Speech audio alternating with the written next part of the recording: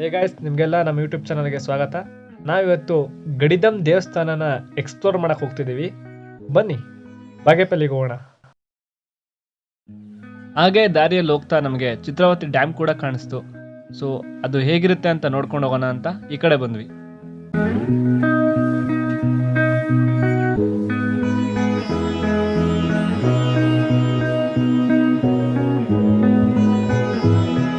ಈ ಒಂದು ಡ್ಯಾಮ್ ಬಾಗೇಪಲ್ಲಿ ಮತ್ತು ಗುಡಿಬಂಡಿ ಪಟ್ಟಣಗಳಿಗೆ ಪ್ರಮುಖ ನೀರಿನ ಆಸರೆ. ಸುಮಾರು 128 ಗ್ರಾಮಗಳಿಗೆ ಇಲ್ಲಿಂದ ನೀರು ಸರಬರಾಜಾಗುತ್ತೆ.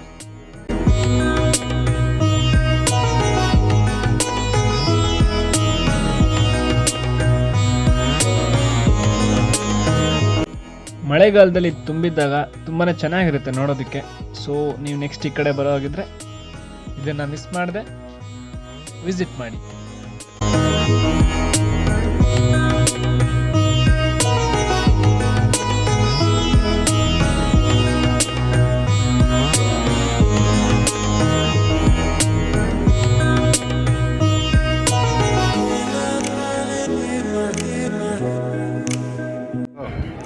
ಎಲ್ರಿಗೂ ನಮಸ್ತೆ. ನಾವಿವತ್ತು ಬಂದಿದ್ದೀವಿ ಗಡಿದಂ ದೇವಸ್ಥಾನ.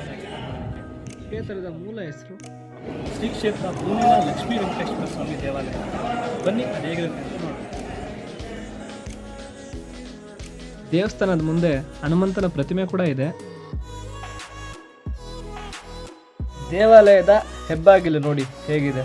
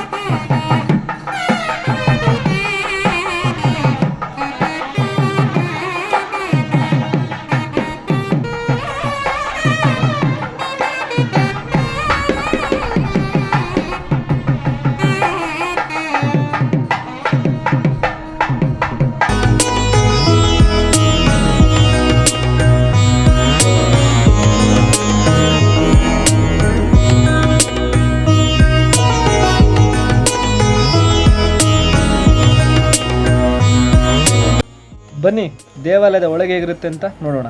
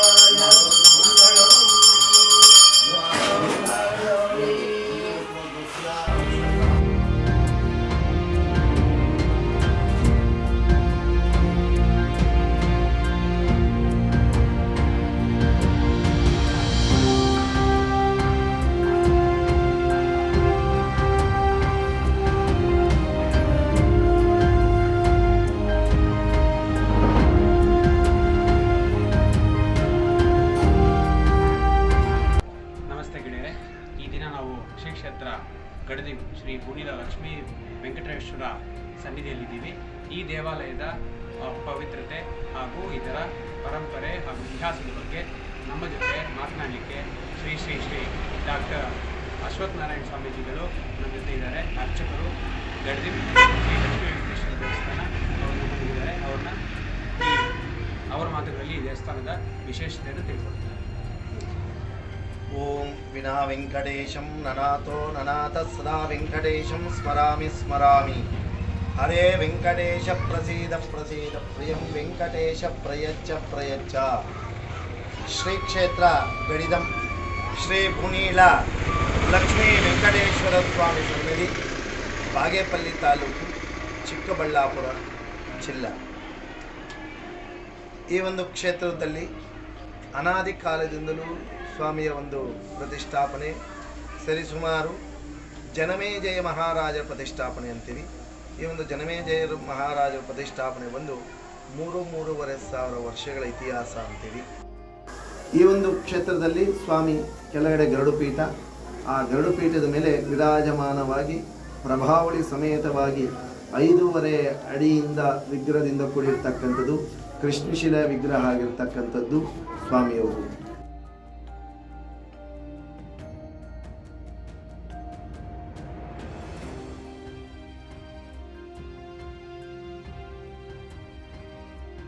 ಹಿಂದೆ ಪೂರ್ವದಲ್ಲಿ ಈ ಒಂದು ಪರೀಕ್ಷಿತ್ ಮಹಾರಾಜರು ಈ ಒಂದು ಸರ್ಪವನ್ನು ಸಾಯಿಸಿ ಶೃಂಗಿ ಅಂತಕ್ಕಂಥ ಮಹರ್ಷಿ ಕೊರಳಿಗೆ ಹಾಕಿ ಹೋದಾಗ ಆ ಶೃಂಗಿ ಅಂತಕ್ಕಂಥ ಮಹರ್ಷಿ ತನಗೆ ಎಚ್ಚರಿಕೆಯಾಗಿ ಆ ಕೊರಳಲ್ಲಿರ್ತಕ್ಕಂಥ ಸರ್ಪ ಯಾರಾಕಿದಾರೋ ಅವರು 1 ಮಾಸದಲ್ಲೇ ಅವರಿಗೆ ಸರ್ಪದಿಂದನೇ ಸಾವುಂಟಾಗಲಿ ಅಂತ ಶಾಪ ಕೊಡ್ತಾರೆ. ಇದನ್ನು ತಿಳಿದ ಆ ಒಂದು ಪರೀಕ್ಷಿತ್ ಮಹಾರಾಜ ತಾನು ಎಷ್ಟೇ ಸೈನ್ಯದ ಸಮೇತವಾಗಿ ಭದ್ರಕೋಟೆ ನಿರ್ಮಾಣ ಮಾಡಿಕೊಂಡಿದ್ರೂ ಕೂಡ ಆ ಒಂದು ತಕ್ಷಕ ಅಂತಕ್ಕಂಥ ಜಾತಿ ಸರ್ಪ ಬಂದು ಆ ಒಂದು ಮಹಾರಾಜನ ಕಚ್ಚಿ ಸಾಯಿಸಿತು. ಇದನ್ನು ತಿಳಿದ ಆ ಜನಮೇಜಯ ಇಷ್ಟು ದೊಡ್ಡ ಮಹಾರಾಜ ಒಂದು ಸರ್ಪದಿಂದ ಸಾವು ಉಂಟಾಯ್ತಲ್ಲ ಅಂತ ತಿಳಿದು ಆ ಒಂದು ಸರ್ಪಯಜ್ಞ ಅಂತ ಶುರು ಮಾಡ್ತಾರೆ. ಆ ಸರ್ಪಯಜ್ಞ ಮಾಡಿದಾಗ ಆ ಒಂದೊಂದು ಜಾತಿ ಸರ್ಪದಿಂದ ಸ್ವಾಹ ಅಂದಾಗ ಯಜ್ಞಕ್ಕೆ ಬಿಂದು ಎಲ್ಲ ಜಾತಿ ಹಾವುಗಳು ಸಾಯ್ತಾ ಇರುತ್ತೆ. ಆ ತಕ್ಷಕನ ಒಂದು ಸರದಿ ಬರುತ್ತೆ. ಆ ತಕ್ಷಕ ಎಲ್ಲಿರ್ತಾನೆ ಅಂದರೆ ಇಂದ್ರನ ಆಸ್ಥಾನದಲ್ಲಿ ಇರ್ತಾನೆ. ಇಂದ್ರ ಸಮೇತ ತಕ್ಷಕ ಅಂದರೆ ಇಂದ್ರನು ಕೂಡ ರಕ್ಷಣೆ ಮಾಡ್ತಕ್ಕಂಥದ್ದು, ಆ ಸರ್ಪಗಳ ರಕ್ಷಣೆ ಮಾಡ್ತಕ್ಕಂಥ ಶಕ್ತಿ ಅನ್ನೋದಿಲ್ಲ. ಆಗ ಆಸ್ತಿಕ ಅಂತಕ್ಕಂಥ ಒಂದು ಮಹರ್ಷಿ ಬಂದು, ಯಾಕಂದರೆ ಯಜ್ಞಯಾಗಾದಿಗಳು ಮಾಡ್ತಕ್ಕಂಥವರು ದಾನ ಧರ್ಮ ಅನ್ನೋದು ಯಥೇಚ್ಛವಾಗಿ ಮಾಡಬೇಕು. ಆ ರೀತಿಯಾಗಿ ಆ ಜನಮೇಜಯ ಕೂಡ ದಾನ ಧರ್ಮ ಮಾಡ್ತಾ ಇರಬೇಕು ಕಾಲಕ್ಕೆ ಆಸ್ತಿಕ ಅಂತಕ್ಕಂಥ ಮಹರ್ಷಿ ಬಂದು ಯಾಚನೆ ಮಾಡ್ತಾರೆ. ಏನಪ್ಪ ಅಂದರೆ, ನೀನು ನನಗೆ ಕೊಡ್ತಕ್ಕಂಥ ದಾನ ಏನಂದರೆ ಈ ಯಜ್ಞ ನಿಲ್ಲಿಸಿದ್ರೆ ಅದೇ ನೀನು ನನಗೆ ಕೊಡ್ತಕ್ಕಂಥದ್ದು ಅಂತ ತಿಳಿಸ್ತಾರೆ.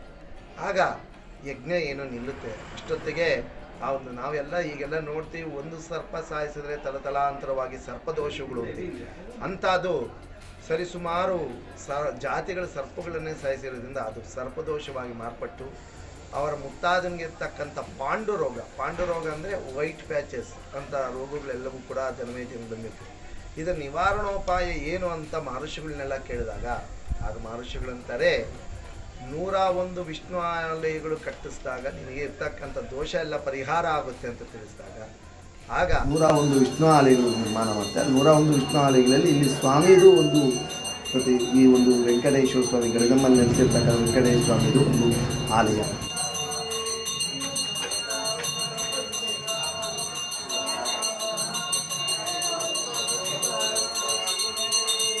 ಇದನ್ನು ತದನಂತರದಲ್ಲಿ ಬಂದಿರತಕ್ಕಂಥ ಚೋಳರು, ಹೊಯ್ಸಳರು ಅಂದರೆ ಸಾಮಾನ್ಯವಾಗಿ ಅಮ್ಮನವರು ಪುರುಷನಿಗೆ ಯಾವತ್ತೇ ಆಗಲಿ ಸ್ತ್ರೀ ಪಕ್ಕದಲ್ಲಿದ್ದರೇ ಶಕ್ತಿ ಜಾಸ್ತಿ.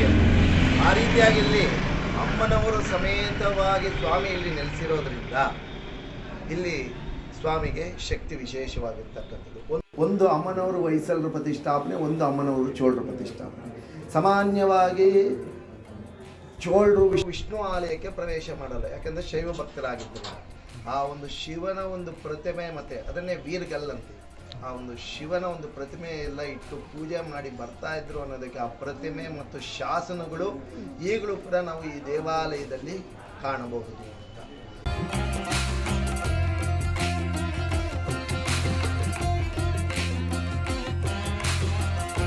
ಮತ್ತೆ ಈ ಊರಿಗೆ ಗಡಿದಂ ಅಂತ ಹೆಸರು. ಭೀಮನ ಮಗ ಘಟೋತ್ಕಚ ವಾಸವಾಗಿದ್ದರಿಂದ ರೂಢಿ ನಾಮದಲ್ಲಿ ಗಡಿದಂ ಅಂತ ಈ ಒಂದು ಹೆಸರು ಬಂದಿದೆ. ಇಲ್ಲಿ ವಿಶೇಷವಾಗಿ ಸ್ವಾಮಿನವರಿಗೆ ಕಲ್ಯಾಣೋತ್ಸವಗಳನ್ನು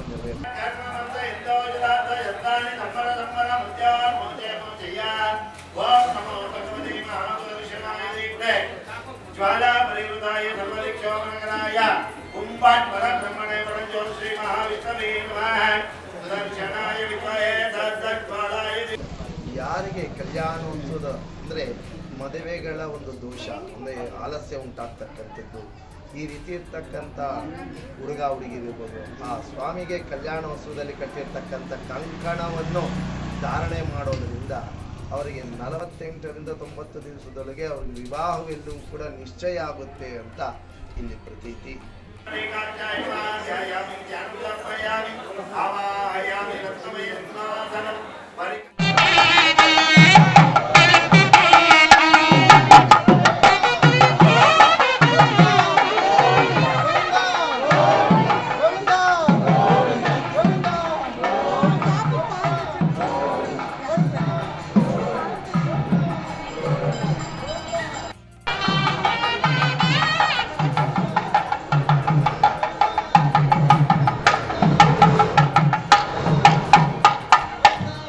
ಮತ್ತು ಇಲ್ಲಿ ವೈಶಾಖ ಶುದ್ಧ ಹುಣ್ಣಿಮೆಯ ದಿವಸ ಅಂದರೆ ಮೇ ತಿಂಗಳಲ್ಲಿ ಅಂದರೆ ವೈಶಾಖ ಮಾಸದಲ್ಲಿ ಬರ್ತಕ್ಕಂಥ ಬುದ್ಧ ಪೌರ್ಣಿಮೆ ಅಂತೀವಿ. ಆವತ್ತಿನ ದಿವಸ ಇಲ್ಲಿ ನವಾನ್ನಿಕ 9 ದಿವಸಗಳ ಪುರಸ್ಸರವಾಗಿ ಇಲ್ಲಿ ಸ್ವಾಮಿಗೆ ಬ್ರಹ್ಮರಥೋತ್ಸವ ಕಾರ್ಯಕ್ರಮ ನೆರವೇರುತ್ತೆ.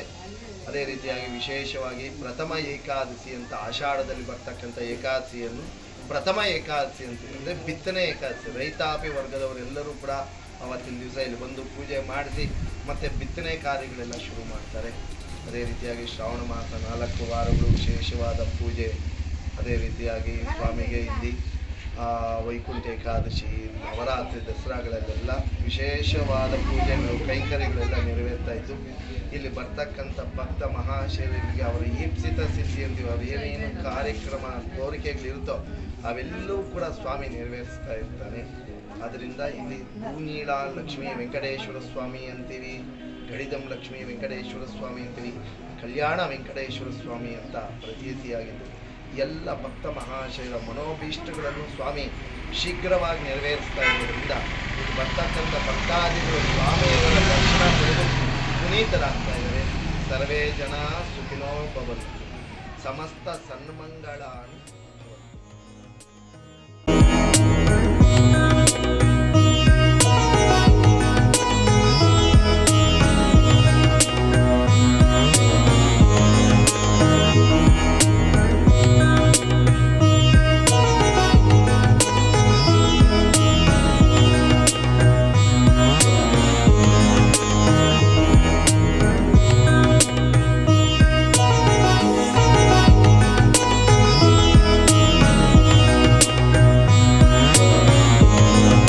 ನಾವು ಈ ದೇವಾಲಯದಲ್ಲಿ ನಿತ್ಯ ಹರಿನಾಮ ಸ್ಮರಣೆ ಕೂಡ ಕೇಳಬಹುದು.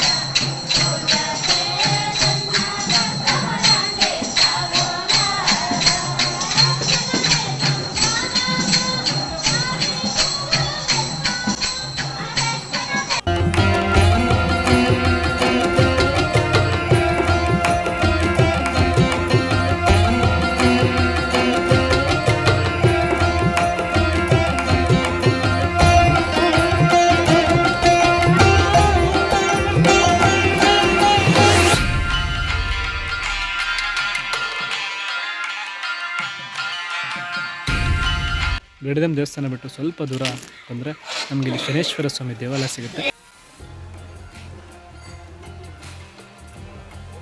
ಇದು ಬೆಟ್ಟದ ತಪ್ಪಲಿನಲ್ಲಿದೆ, ಸೊ ಅದನ್ನು ಕೂಡ ಹೋದಾಗ ಮಿಸ್ ಮಾಡದೆ ನೋಡ್ಕೊಬನ್ನಿ.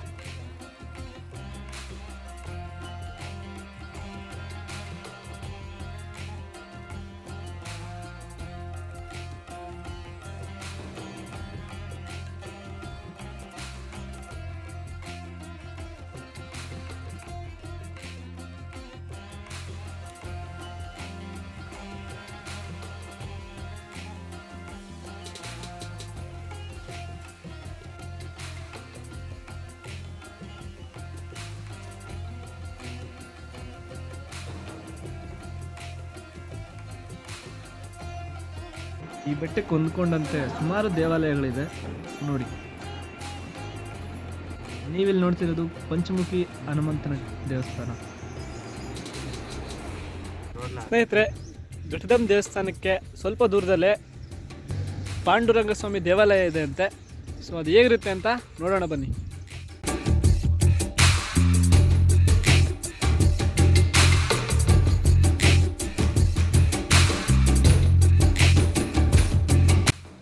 ಇಲ್ಲಿ ಬೆಟ್ಟದ ಮೇಲೆ ರಥೋತ್ಸವ ಕೂಡ ನಡೆಯುತ್ತೆ.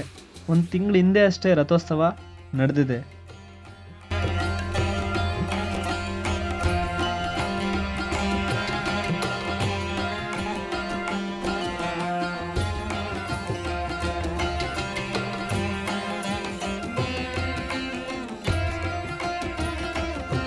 ಇಲ್ಲಿನ ಪುರಾಣಗಳ ಪ್ರಕಾರ ಘಟೋತ್ಕಚ ಕೂಡ ಇದೇ ಬೆಟ್ಟದಲ್ಲಿ ವಾಸವಿದ್ದ ಅಂತ ಉಲ್ಲೇಖ ಇದೆ.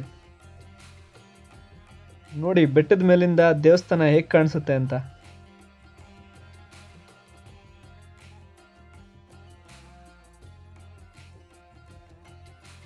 ನಮ್ಮ ವಿಡಿಯೋ ಇಷ್ಟ ಆಗಿದ್ರೆ ದಯವಿಟ್ಟು ಲೈಕ್ ಮಾಡಿ, ನಿಮ್ಮ ಫ್ರೆಂಡ್ಸ್ಗೆ ಶೇರ್ ಮಾಡಿ ಹಾಗೂ ಸಬ್ಸ್ಕ್ರೈಬ್ ಮಾಡ್ಕೊಳ್ಳಿ. ಜೈ ಹಿಂದ್, ಜೈ ಕರ್ನಾಟಕ ಮಾತೆ.